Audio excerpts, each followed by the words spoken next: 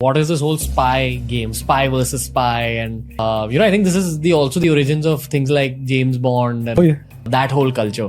So let's sit on the KGB a little bit. What's up? So the KGB is the successor organ of the NKVD. The secret police or the whatever it is of during Stalin's time was called the NKVD. So the KGB was an elite institution. You could not apply to the KGB. You did not know where the KGB was. You know it existed. You knew it existed. It was everywhere. It was ubiquitous.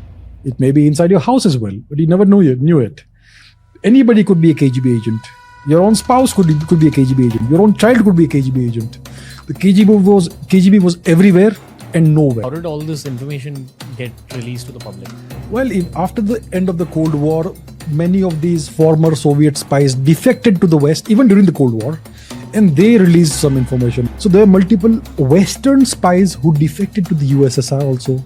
They were converted, they were brought into the USSR fold. So eventually all of this came out into the public domain. And the goal was, okay, now there's two big countries accumulating scientific knowledge and advancements and geopolitical advancements. Get information, send it to your own side. What do they know about us? What information do they have about us?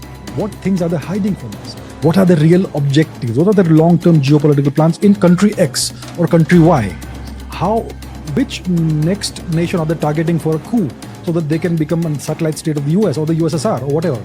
So there was this constant spy game going on, very high stakes game, very dangerous game in East Germany, in West Germany, across the European continent, in the various West European capitals, in East European capitals as well, in Moscow, in Washington, in London, in India, in the USSR, all across the world, in Africa, in Egypt. Massive spying operations were going on.